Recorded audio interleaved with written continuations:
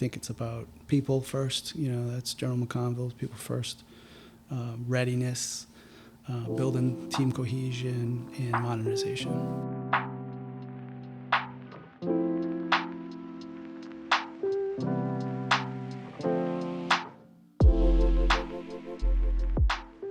All right, so good afternoon, sir. Afternoon. Welcome to the Hindsight, episode to be numbered later. Yes. I'm Captain Mark Insa, Public Affairs Officer for the Rhode Island National Guard. I'm joined today by Colonel John MacDonald, the 56th Troop Command Commander and State Army Aviation Officer. Excellent. So today is the second episode in our leadership series. Okay. Thank you for joining us. Yeah, appreciate you having me. Yeah, well, I get some legitimacy by having an 06 sit at my table, Yeah, get one here, right? Yeah. If the brigade commander will consent to be on the podcast, who can say no? Right. Anyone under me has to do it. That's why we started driving with Sergeant Major. I was like, hey, if the state Sergeant Major is willing to get in the car and have a camera in his face, who can say no? I watched that. It was good. So thank you for joining us. Today we're to talk a little bit about leadership. So sure. Very recently you took command of Troop Command. I did in September.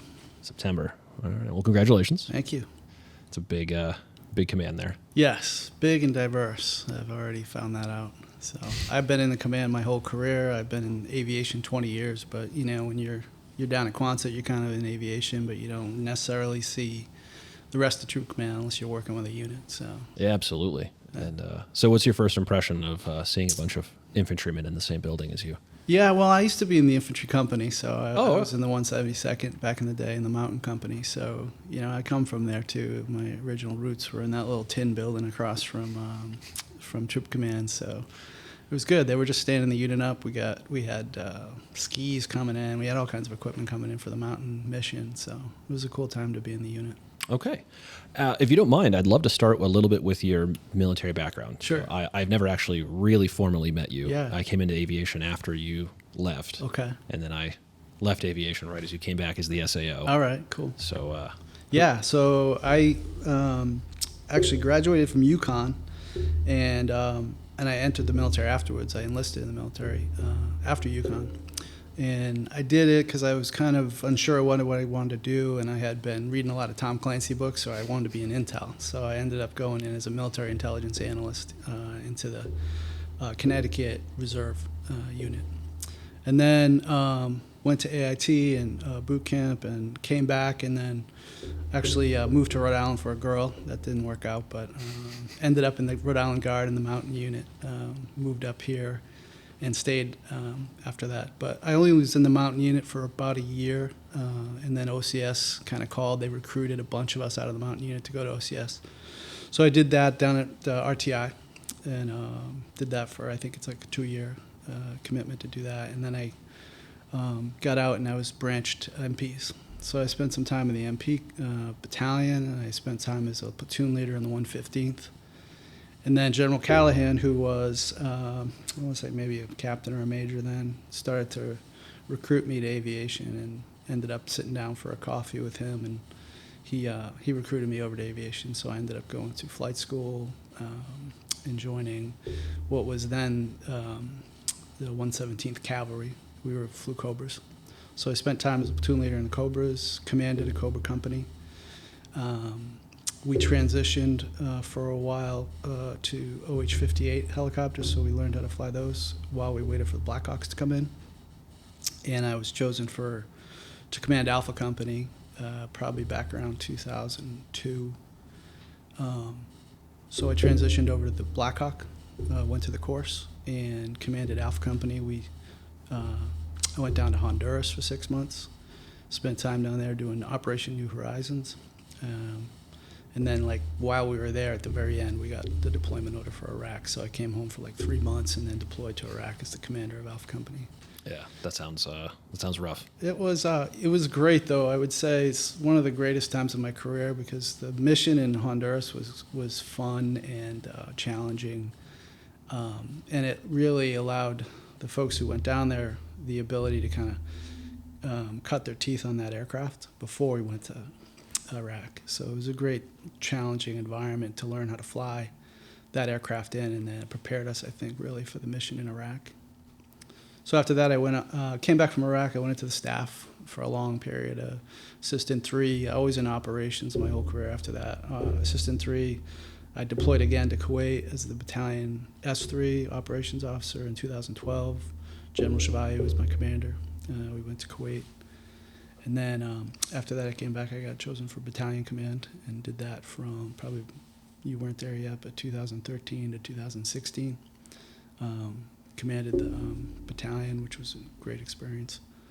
And then kind of went into a quiet mode while I did war college for 2 years. So, Sure. yeah, that took a lot out of me, but I got it done. Where did you go for your war college? Distance learning at Carlisle. Okay. Down at the Army War College. How was that? It was awesome. I mean, I love to read. I love military history. I love learning, leadership, just studying it. And it was difficult only because of balancing life and my family. And at the time, I was chief of police in Coventry. So I became chief in 2015, and I really started the war college around 16. So it was a tough balance. We also built a building, and during my time when I was chief in Coventry, we built a new police station. So it was a really challenging time to, balance, have a battle rhythm between all that. Yeah. So my wife can tell you, she doesn't like the word war college, still to this day. Yeah, my wife's the same way. Career course, that's not a thing. Yeah, right. Tell her it's only 2 weeks. There's a lead up now for that, right? You have to do online? Yeah, so when I went, it was 80 hours online, Okay. 80 hours in person, 80 hours online, 80 hours in person. Oh, that's not too bad. No, it was manageable, but you never want to be away from your family. Preps you for ILE and the follow on. Oh, yeah, I'm not looking forward to that. Yep. All right, so you've had, just counting them up, you are a Title 10 Company Command. Yeah. Title 10 S3. Yes. All right. M-Day Battalion Command. Yes. And now M-Day Brigade Command. Yeah, technically I'm full-time in the Guard now, and I retired as a chief in 2020, and fortunately, got an opportunity to come in full-time as the SAO at the level where, most officers don't get the opportunity to come in and senior enlisted at the level that I came in as a technician, and fortunate enough to be hired by General Callahan and given that opportunity, and it was perfect timing. I finished the building in February of 2020 and retired like the same month, and put the uniform on full time. It was great. All right, so that's a lot of leadership experience you've had. Yeah, a lot of soldiers in those commands, I assume. Definitely, yeah. Yep. All right, and that's kind of what we're here to talk about a little bit today. Sure. Yeah. I want to start at the beginning. I want to talk about what you brought to the table when you were a platoon leader or a company commander, junior officer. Sure. What kind of leadership did you bring to the table back then? Well, I was a little older than your average platoon leader, maybe coming out of ROTC. I had a little life experience. I was a police officer, and I think police officers have a little bit of a leg up in some ways because of just what you deal with as a police officer. So that was good. I was a little bit older. I'd say for people who don't know aviation, it's challenging. It's a sophisticated leadership environment because of the Warrant Officer Corps. I don't say that negatively in any way, but if you haven't served in aviation, really the Warrant Officer Corps kind of dominates the landscape over there because of, they're the professionals that fly the aircraft. And oftentimes, like when I went to Iraq, I had senior warrant officers who are sometimes 10, 15, 20 years older than you. Some of them flew in Vietnam. And there's a unique relationship that you have to kind of have when you're a junior officer walking into an environment like that, because they are the ones who's teaching you to fly the aircraft. And when you get in the cockpit and you are flying, those relationships flip-flop. The warrant officer, the senior warrant, becomes your teacher and mentor, and he's or she's in charge of the aircraft, and you take a kind of a subordinate role there.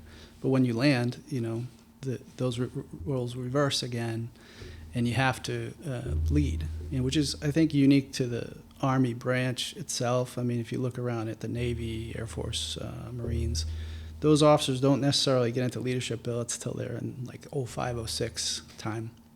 So really, they're just allowed to fly and kind of be the SMEs of flying. They're afforded that, but Army is not. So it's just a unique and challenging environment, and I've seen people fail in that environment, and I've seen good officers and great warrant officers, and I see bad ones too. So it can be challenging. It's not like, normally you might have an infantry company that has 100 soldiers, and probably the 80% of them are between 18 and 25, which presents challenges themselves Sure. in leadership, but it's different than what you experience as an aviation officer. Was there a secret sauce you'd like to share for leading warrant officers? Well, I love warrant officers. I love the warrant officer corps. They I have mentors who are warrant officers. They're just a unique breed. They're leaders in themselves, and I think oftentimes they overshadow the NCO corps sometimes, and because there's so many of them, and they do a ton of other things besides fly too. But I would just say, you have to be open to learning from warrant officers and listening to them, and but also get the respect you need as a leader. You have to be good. You have to be good in the cockpit too. You have to show some acumen as a pilot, I think, in order to kind of fully get the respect of the warrant officer corps. So it's challenging. You got to be a good leader. You got to be good technically too, or you have to be competent technically. I've never claimed to be a good pilot. I always said I was a police officer who flew helicopters. But when I was a young officer, I transitioned to PC in Iraq, and I was able to, I think, have a balance there. I want to talk a little bit about your staff time. Sure. So that's a huge career change, right? Like you commission, and your entire life is platoon leadership, XO time, company command, Sure. and like everything you're taught and everything you think about from dawn until dusk is unit leadership. And then the time comes, you hand off command, and boom, everything about what you do and how you do it changes overnight. Yeah. And that can be challenging. So can you tell me a little bit about what it's like being a staff officer versus being in leadership? Yeah, I think you evolve as a staff officer. I think it is, like you said, a stark change from when you become the commander. You leave command of a unit because you are, you have command authority. And there's a huge difference between having command authority and being a staff officer, and I think you have to transition to the role of, being very good at product development, planning, thinking, course of action development. And as you become a senior staff officer, really the nuances of your interpersonal relationships with your commanders and how not to overshadow them, and to influence and shape what's going on in the battalion from a higher level, but allowing them the space to do their command, duties. And so it's kind of a fine line. But I really enjoyed my staff time. I spent a lot of time in staff. I became a PowerPoint ranger. No shame in that. But I think that helped me in my civilian career too. My Army staff time really, like my leadership time in the Army, helped me, bring a lot to my civilian side of my career when I was in the police department. Is there a place for leadership in staff? Definitely. I think your example of how you conduct yourself is part of leading in staff, especially as a senior staff. You run your talk, you have your battle captains. You may not have command authority. They belong to the HHD or HHC commander, but you certainly influence your own staff. And I liked, as a 3, to always make sure my S2 was kind of nested with us, even though that person was running their own shop. We were tightly knit, unit, and then we worked a lot together. So, I think we all, have our own philosophies of kind of how we would navigate that kind of thing. But, you also establish your lanes, and, you kind of get a little territorial about your lanes as I did as a 3. I know I had a few notable battles with my sergeant major about stuff. It's just part of, feeling each other out. Yeah, absolutely.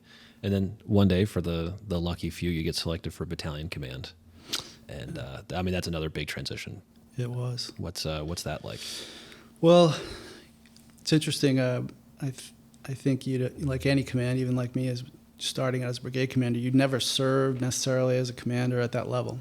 I had the fortune of serving as, within the battalion staff for many years, so I was probably more comfortable now than I am coming into brigade command because I never really served in the staff at brigade.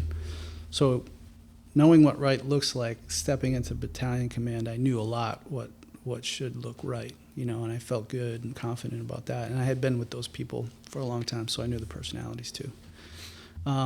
So I really just wanted to, stamp my leadership, style and what we wanted to accomplish on top of, that command. And I think that I did that. I had almost 3 years and 3 months as commander, which is a long run. But we were coming off a deployment too, so it was really just about readiness and reset and, working through the process of, going up toward another deployment. Sure. So a lot of my time was really about training and kind of resetting the force. And during my time, it transitioned a lot from a lot more younger soldiers came in. We lost a lot of warrant officers experience during that time, and that has continued. So it's challenging, I think. Sure. And now you are in brigade command. Yes. So can you tell us a little bit about your command philosophy? So for your company commanders, your battalion commander out there who might be listening, what's your command philosophy? So I think I thought a little bit about this kind of watching your last podcast, and I think there's a difference between your command philosophy and your leadership philosophy. And what I wrote, I kind of shared with you earlier, is my leadership philosophy, but I'm going to write a command philosophy too. And I think, that philosophy needs to be nested with the higher, like with my boss, General Shavaya, and the TAG, and then the big Army, and that really it's about, for me, we're a TDA unit over it. We're not going to deploy as a staff. So, for us in Troop Command, I think it's about people first. That's General McConville's people first. Readiness, building team cohesion, and modernization. So, take care of our soldiers, take care of people, take care of their families, build a good command climate that's conducive and inclusive to that, and let them build their teams, and pay attention to all the readiness metrics that prepare them for their domestic mission and prepare them for their wartime mission, because our units all deploy pretty much. Pads going out with aviation here in a couple of years, but prepare them, and then modernization is get as best you can influence, get the best equipment into their hands and into the units so that they can have the latest and greatest equipment available to them for their mission. So that would be my command philosophy. Leadership is, I wrote a leadership philosophy, is just kind of my personal, these are some of the tenets of things that I believe in as a leader that I've kind of grown up, in 30 years in the Army, sort of, and that's evolved. I sort of looked at my battalion command leadership philosophy and just, read that, examined it, and then kind of added to it. And there's nothing in my leadership philosophy that's earth-shaking, or everything, you steal everything from everyone else, in your career. You read books,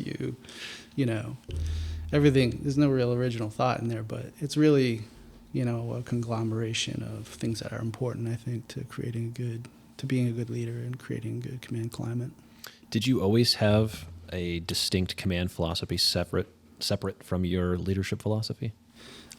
Yeah, I'd say I thought about it more from the podcast, though, because I think there is a distinction there. When you say, here's my command philosophy, that's really what I want you to focus, the units to focus on. These are important to us to be ready. And then leadership philosophy to me is a little more personal and a little bit more about who I am, and to maybe initiate dialogue. I ended my leadership philosophy with, hey, this is not all encompassing. Together we can talk about leadership and what looks right and what's good and what is wrong. And everyone, I encourage everyone, and I said it in the leadership philosophy, that writing down your philosophy is a lot of power in that. There's a lot of self-reflection, and it's good for your people to be able to see it and read it too. And then it's there as kind of the contract between you and your commanders and your senior staff to say, this is me, and this is what you can expect, and you know, open that good dialogue, I think. So I had the privilege of reading that leadership philosophy, and I really enjoyed reading it. Thank you. I'm curious, if you had written a leadership philosophy 20 years ago, Yeah. how would it have evolved from then until now? Like what's been going on? What kind of new thoughts have went into this?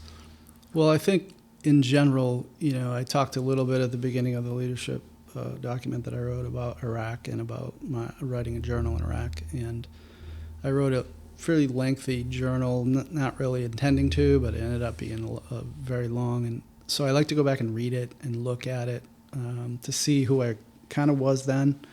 Because I think as you evolve, things change. And as you elevate in the organization or elevate to other leadership positions, you have a different perspective, and you have a greater appreciation for the people you served with who had those positions before. And so your change in perspective definitely influences, I think, your awareness and your leadership style, I think. Yeah, I've noticed that for sure to be true in my career as well. Yeah. Even just moving up from platoon leadership to company command. Yeah, it's a big jump. Changed the way I interpreted, the previous 4 years of experiences as a platoon leader. Sure. So I think that journal's a great idea. Yeah. I had a journal, but it wasn't very professionally focused. It was very personally focused. Yeah, I would say mine is too. And as I read back through it, I see a lot of, I was very focused on the team and building our team strongly. We were going to Iraq in 2005. It was a very, dynamic environment. And, so my thoughts were, we have to build a team that can survive something catastrophic, like losing an aircraft or losing personnel. And I think most commanders, would feel the same way. They'd take a unit overseas like that. So I really focused a lot on building the cohesion of that company. And I didn't do a great job. And I would say, if I had to poke at something I didn't do, was managing my relationships with Hire or our other companies. We were very eccentric we were called the Wolf Pack. Our people were like, we were all about ourselves. And so I would just say I would have in hindsight, I would do better at that. It's about relationships a lot. Leadership is about relationships, and the higher I've gone, realize a lot more important to make sure that your relationships with, whether you're overseas, maybe it's your relationships with your other, operations officers and different battalions within the brigade, and then your relationship with the brigade, S3. It's very important. Absolutely. So I just got a new boss this week, Major Ricky. Yes. And very familiar with Major Ricky. He was a commander for me. My initial counseling, and this is the one thing he said to me, I think almost every day since he's been here, is don't burn bridges. Mm-hmm. Don't burn bridges. The longer you stay in this organization, the more you're going to see people who were adjacent to you, above you, or below you, moving around to positions of influence, and you're going to need them. It's so true. It is. Unbelievably true. And the more junior you are, you're a little more myopic, I think, in your look of that. And then the higher you go, you really see how important that is, and that, Yeah, because it's so easy at the company level. Because it's like, oh, I see this other lieutenant in this other company, and he's a jerk. I don't like him very much. I'm going to treat him nasty. Yeah. And then it's like, oh, now we're S2 and S4 together. Yeah. Like, God forbid your boss. And then, Oh, yeah. Yeah, got 10 years later, he's the, USPFO, and now I can't buy anything, Exactly. It's really important in an organization to, it's like hitting email, if you're upset about something, and you don't want to hit that send button necessarily until you wait till the morning. Absolutely. I've been guilty of that over my younger years, so I try to learn from those lessons. Yeah, I liked your example, because I had a very similar experience in that I managed Echo Company in a very similar way. Yeah. I built that team by encouraging the chip in the shoulder and isolating them, and turning them into a very isolated family unit that was like unbelievably close together. Which has its strengths too, though. But it has its strengths, and it got us through the deployment. Mm-hmm. And then at the other end, it's like, well, we didn't make a whole lot of friends. Yeah. Yeah. And I'm not convinced that was the right long-term choice. It got us through a 12-month deployment. I'm not convinced it was the right long-term. I mean, for the long-term health of the battalion. Sure. I'm not convinced it was the right choice. Yeah, I would say the same thing when I went overseas with the battalion. Yep. So anyway, depressing. Yeah. We do that a lot in this podcast. Well, that's all right. We get lost You know, in Capman's It's important feels. to learn from people's, mistakes too. It's maybe more important than successes. So let's pivot a little more to the future. Sure. So you're going to be the rater and the senior rater for an awful lot of officers. Yeah. What would you say to them if you had the time to initial counsel all of them? And maybe you do. But I'm going to try to, at least my commanders. Awesome. That's a very helpful from speaking from that level, having been a commander very recently. That initial counseling is really important. Yeah. But if you had a chance to counsel everybody, what are you going to tell them? Well, I think there's a lot of burdens that are put on commanders and on units, and in the Guard especially, to get things done, mandatory type events, training. And the administrative burdens can be overwhelming, and I've already felt it as a brigade commander coming in. You know, my email inbox has exploded, and my time has been more constrained now with both jobs. But you really got to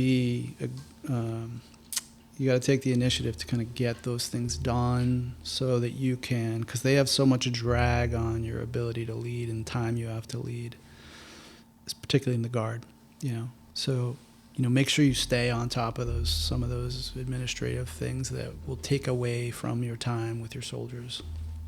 And, I think we all struggle with that, but if you can do that, it'll allow you the space to lead and do the things that you really want to do and the things that are enjoyable about leading.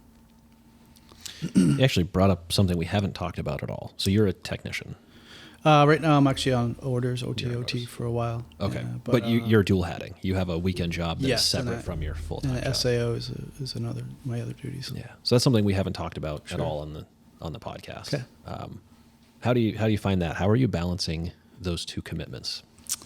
Well, it's interesting because the SAO and the brigade commander have a unique relationship. The SAO sort of has control of the aircraft by authority of regulation, and the brigade commander has authority over the people in aviation. And so there's always a delicate balance there. Over the years, it's I would say been up and down on the relationship between those two individuals at times. So if it's not a good relationship and it's not strong, it can be a little bit of a rocky environment for the people underneath you.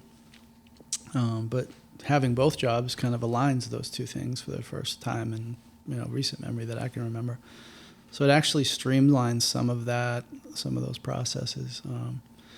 But it's difficult to balance a little bit. I mean, the SAO, I run the Army Aviation Support Facility, and there's a whole sort of dynamic over there between, we have federal technicians that, have their own schedule and work schedule and priorities, and they're not governed by, the military. Title 32, you're governed by the military, but there's definitely nuances. So it's definitely a little bit of a challenging environment, but I have great people over there, and they do great work with not as many people as we'd like to have. So if anyone's listening, we need some more mechanics, because mechanics drive our ability to train in aviation. If we don't have aircraft available to train with, then we can't put crews in those seats to get them better at the mission. And I think we're in a challenging time in aviation because we have very junior warrant officers who are flying those aircraft, and junior officers. Like I said before, we had W4s, Chief Warrant Officer 4s, all over the place when I was younger, and so we had tons of experience. And now we're in a stage where a lot of those people have left, and they've moved on and retired. So, we need our people to be able to train as much as they can, particularly with a deployment coming in the future. Yeah. So recognizing you're not currently the battalion commander, Mm-hmm. How is it different leading a troop of very senior, experienced people versus leading a formation of very young, inexperienced people? Like, what are some of the challenges that are different, and what are some of the ways you adapt? I think you have to treat the older, more experienced folks with a little bit of deference, and a little bit of, you listen more to them, and but you still have to command. You're the one who makes the decisions in the end. So I think it's about relationships again. You forge strong relationships with the people that are senior, and they're influential and they're smart. Probably a lot smarter. There's so many more smarter people than I am in aviation speak, and knowledge. They're really the experts, and you rely on them to, be a part of the staff and keep us, operating safely. And I think with less senior people, it's a balance because you have to let them go. You have to let them train and let the junior leaders lead. But you also just really keep an eye on safety. You keep an eye on procedure and process and try to improve everything you do. But in the end, you still have to let them fly out of the nest. You have to let them do their thing. So it's a little bit more of risk management and watching how things are going, and talking to a lot of people, having conversations, letting those people who are kind of at the first line supervisor level give you feedback about how things are going. So you got to really kind of be in tune with the organization that way. If I'm a junior officer in one of your formations, how do I stand out? How do I impress you? Well, I think if you're junior, it's taking initiative, be a problem solver, not someone who brings problems to someone else to solve. Always look for a way, or if you're going to bring something to your commander or senior leader, bring a couple of solutions, and just, take initiative. I think you do that, you make mistakes, but I think if you're working hard and you're trying, and your senior leaders see that, they forgive the mistakes, and they see the overall effort is more important than maybe the occasional mistake. So don't be afraid to take initiative. Let's talk a little bit about mentorship. Mm-hmm. So my last leadership podcast guest was Amy Kane, our equal opportunity officer, and her big thing is the mentorship program, which I'm a huge fan of. So I guess I'll start by asking what you think is. Do you see a difference between leadership and mentorship? And if you do, what do you think that is? Is there a difference? It can be. I mean, I think, I think of mentorship and just came to me that when I was a junior police officer, I became a field training officer, and I took a lot of pride in training over a long period of time, a few years, where I was one of the few training officers we had, and so I would see the results of kind of what I had trained with the officers that came up. So there's a great deal, I think, influence you can have as a mentor in that way. But I don't see this as a big difference. I mean, mentorship and leadership are really hand in hand. I think, if you care about being a leader, I think you care about, the people you lead and train and mentor. Your coaching tree, for lack of a better word, you live and die by the successes of the people that you've influenced, and so there's going to be successes and failures there. And so the disappointments are hard to take sometimes when you see a junior leader maybe falter. But, there's certainly joy in seeing people, grow into the leaders that they can be under your watch. That's fair. I'm going to throw out an expression. I just want your first impression. Okay. Whatever pops into your head first. Sure. If your organization can't survive without you, you're not doing a good job. Yeah, I think absolutely true. Whether it's your commanders or your staff, you're just a cog in the machine. As much as you may be the top one in that organization, you're just, fulfilling the role. But you got to train that person those people around you to, assume that role. And you're not doing your job if you're not training, influencing people to take that next step. You're right down to the lowest squad leader training that person. Hey, if I got hit coming off the helicopter, you're gonna, you're taking over. Okay. Leadership isn't always rainbows and butterflies. We have our hard days for sure. Yeah. You want to talk about maybe something that's really hard about leadership, or maybe just a really bad day you had? I think one of the hardest things you do as a leader is discipline, when you have to discipline soldiers. And unfortunately, sometimes it takes more time away from us than we want it to. Like any organization, probably you're dealing with your HR problems. So I think it's hard to do that, period. It's harder to do it when it's somebody that you like and respect, too, and you see them falter or make some kind of really ethical mistake or something, and it's hard to, push through that, but you have to do it for the good of the organization. I think that's important to just sort of, without passion or prejudice, just look at what was, what's appropriate for discipline, and then just, don't upsize or downsize it, just deal with it. But it's harder when it's someone that you have high hopes for, or maybe you like that person, or, that's just hard. It's hard, period, if you hardly know the person, but it's just not something I liked ever as a leader. Yeah, I agree 100%. Yeah. Disciplining soldiers is by far was the hardest thing for me as well. Yeah. Maybe related, but separating soldiers was maybe the hardest thing for me. Yeah. Yeah. That's Certainly. like it felt like a personal failure. Yeah. Like that I have to remove you from the rest of the family is like, I mean, even the word I just chose subconsciously right there is, I mean, that's my philosophy right there. And it's like kicking them out. That was awful. Conversely, leadership brings some of the highest highs. Let's talk about what do you like about leadership? What's like the most rewarding thing about it? I think seeing a unit,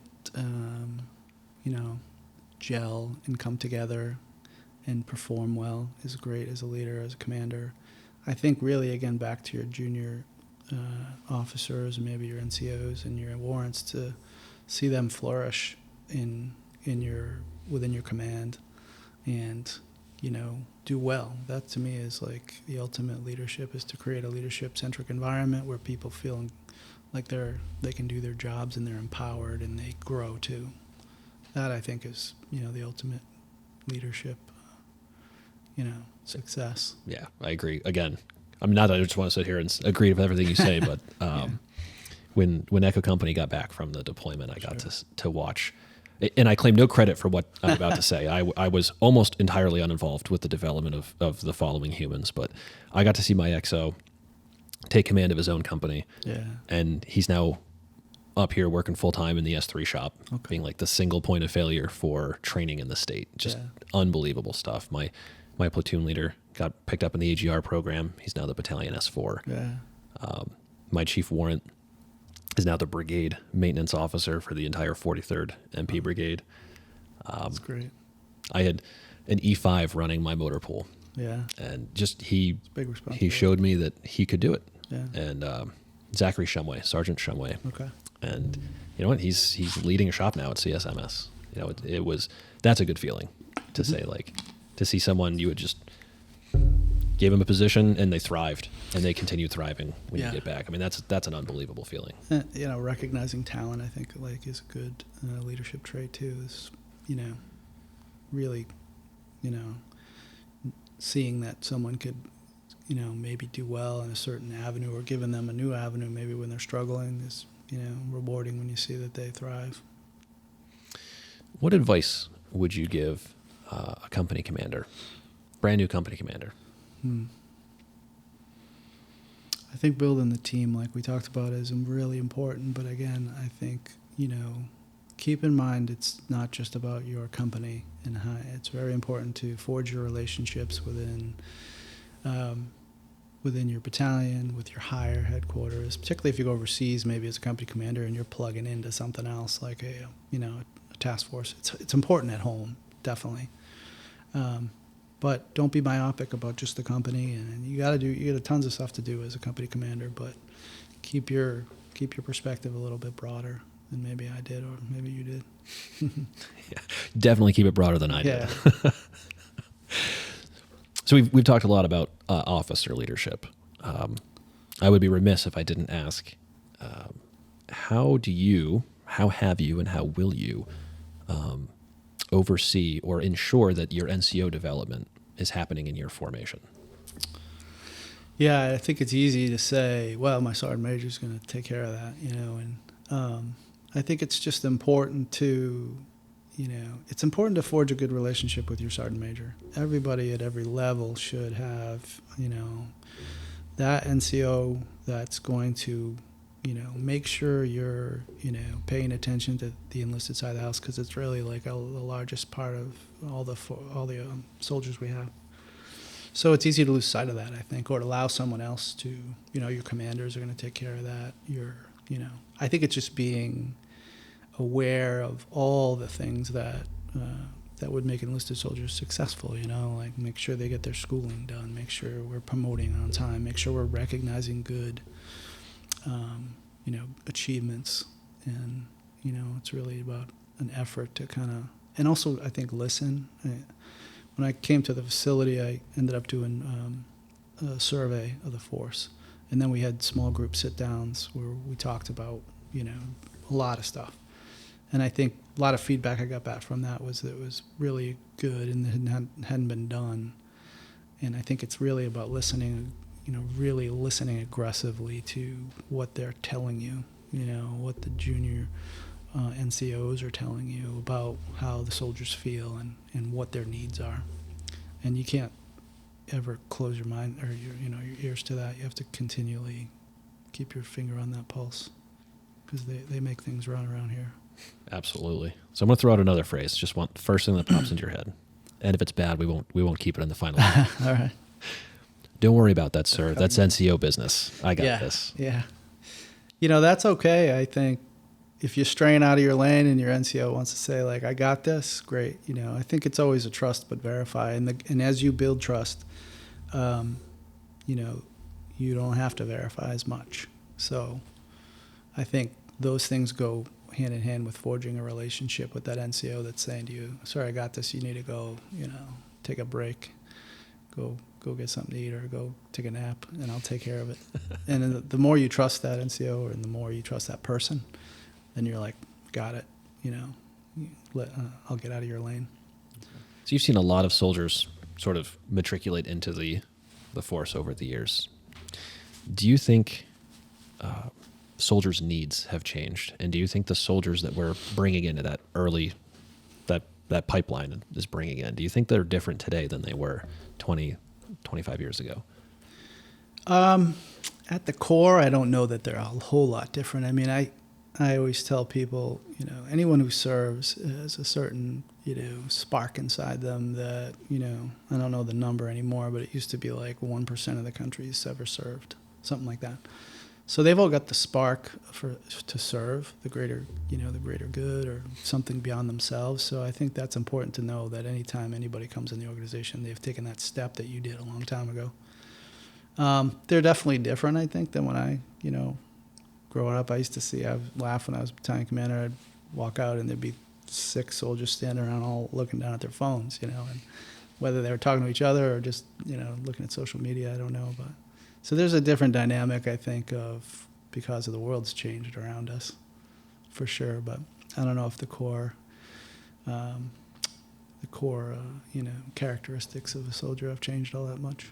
I imagine you probably won't get a lot of chance to counsel E1s, E2s, E3s one-on-one. Hopefully not, right? Right. But if you could, what advice would you give that 18, 19, 20, 21-year-old brand new in the Guard, still bright-eyed, bushy-tailed, no patina of salt on their soul?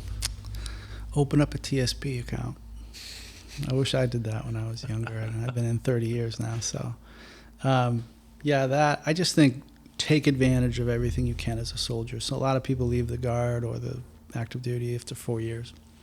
Make sure you know everything, all the benefits that you and your family are entitled to.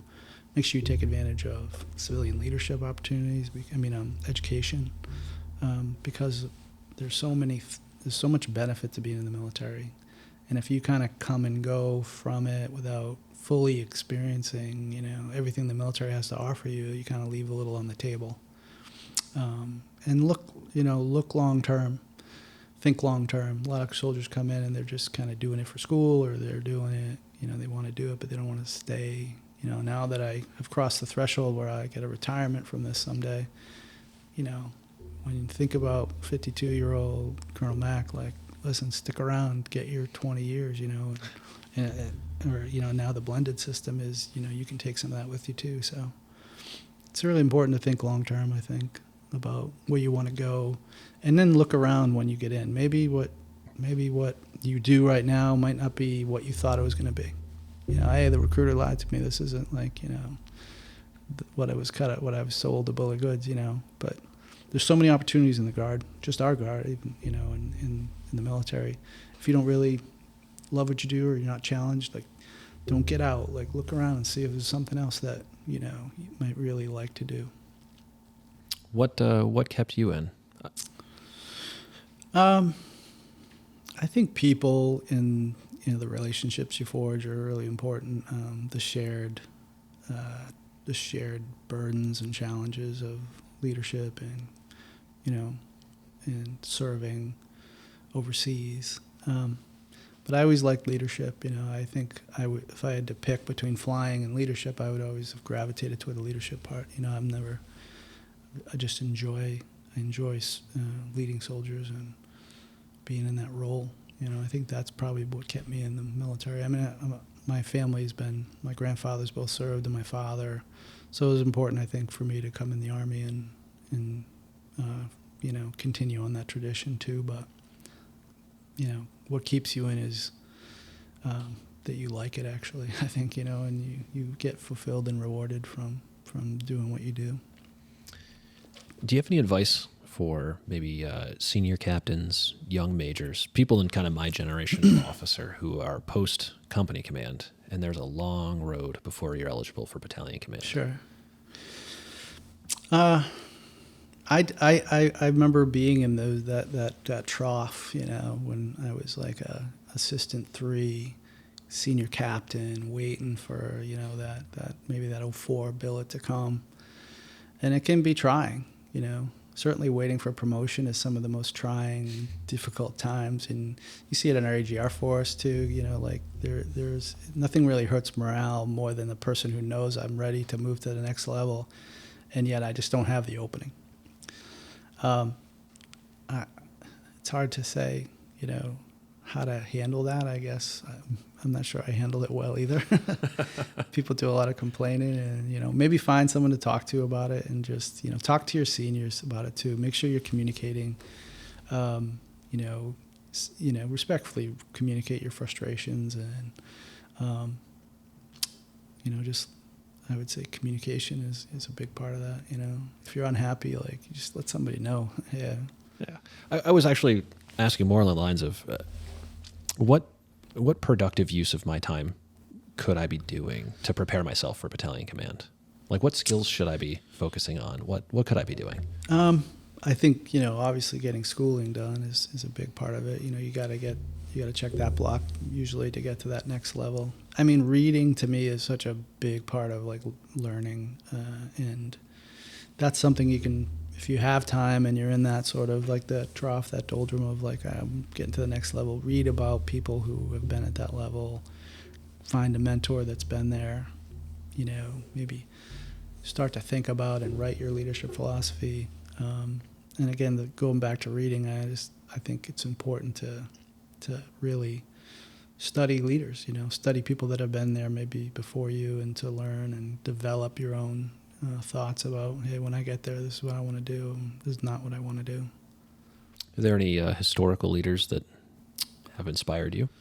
I've read a lot of books. I talk about it in the leadership philosophy. I'm going to try to bring in all these books I've read, and maybe try to do a troop command leadership library. And but Hal Moore is a great leader. I've read books. I think Dick Winters was a great Easy Company. His personal memoirs were really good to read. There's just About Face is another great book about a battalion commander in Vietnam. I just think the more you read about people, and I read a lot of biographies, Colin Powell, Schwarzkopf, Tommy, General Franks.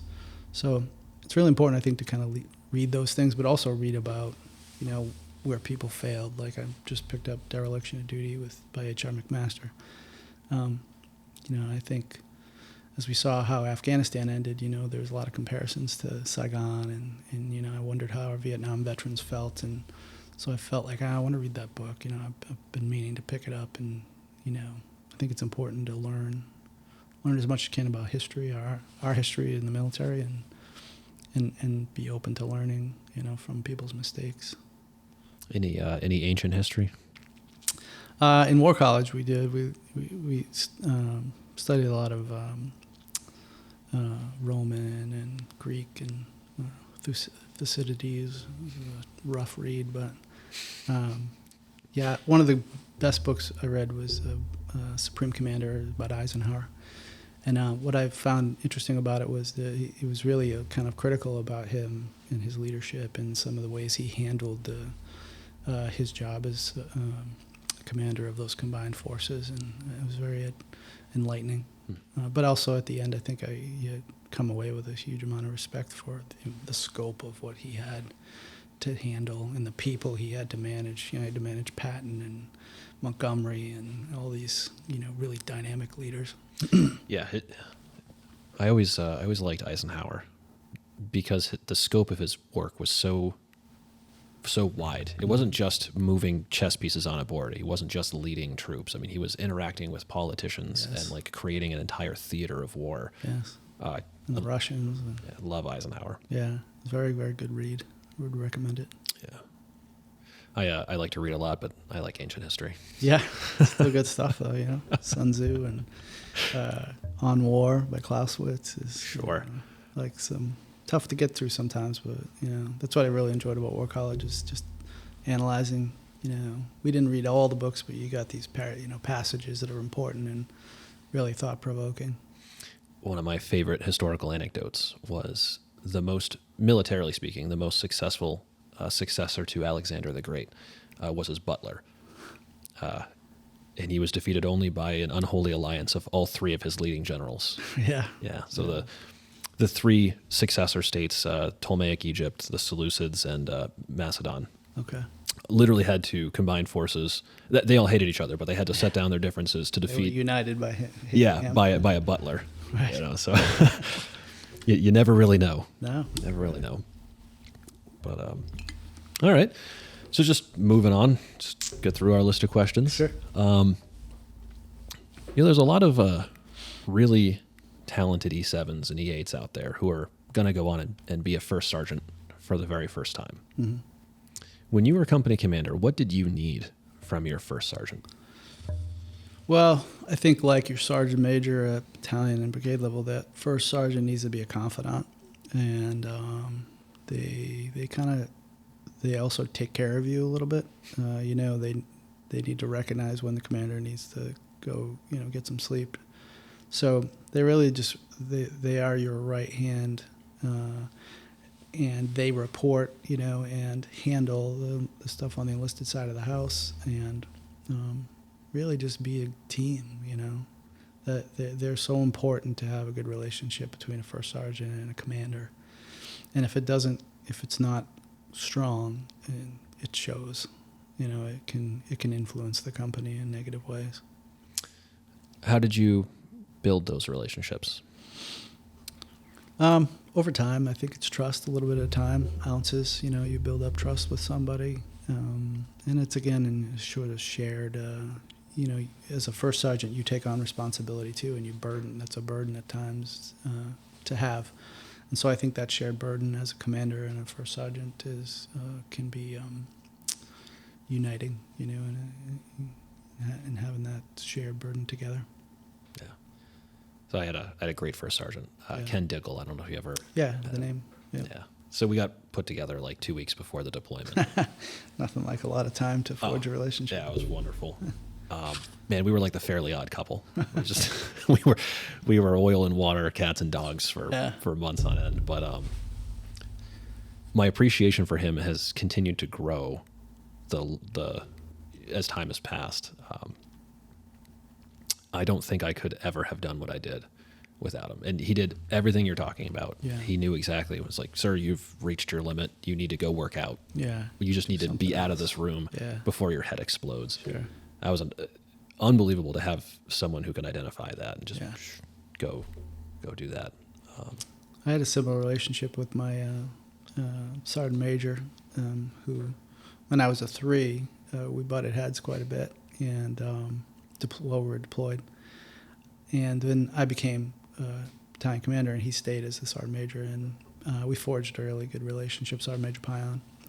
And I had a totally different perspective about Sergeant Major Pion after I had served with him and saw how he operated and why he did the things he did. And so I think it's about perspective too. And when you move to the next level, you understand why sergeant majors and first sergeants do the things they do.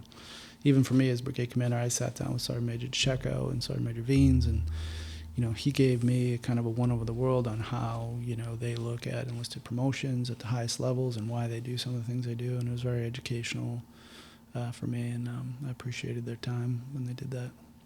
Yeah. So, let's see. What have I not asked you off that list of questions? Oof, I don't know.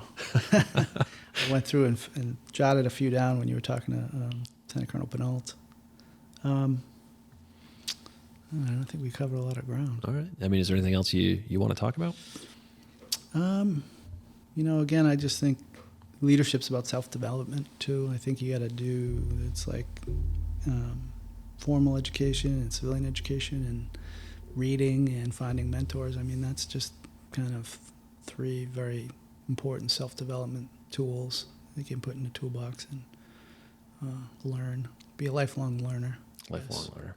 With a little introspection rolled in there. Yeah, self-awareness and introspection. Yeah. Knowing what you bring to the table. Yeah, I think it's important to know strengths and weaknesses and where you've succeeded in the past and where you've made some mistakes and things you want to not repeat. All right. All right. Well, thank you for joining us today, sir. Yeah, it's been a pleasure. I really enjoyed it. All right. Glad we finally were able to link our schedules up. Me too. Yeah, I don't think my schedule's going to get any less crowded, so I'm glad we got it done. Well, sir, best of luck with Troop Command. Yeah, I'm really looking forward to it. I think, mostly to learn about the different units outside aviation. I know aviation, obviously, but just to hopefully learn about their challenges and make sure I'm, doing everything I can to make, to get them what they need and, their training or their equipment or whatever it is they need from me to try to push for them. So looking forward to it. All right, sir. Thank you.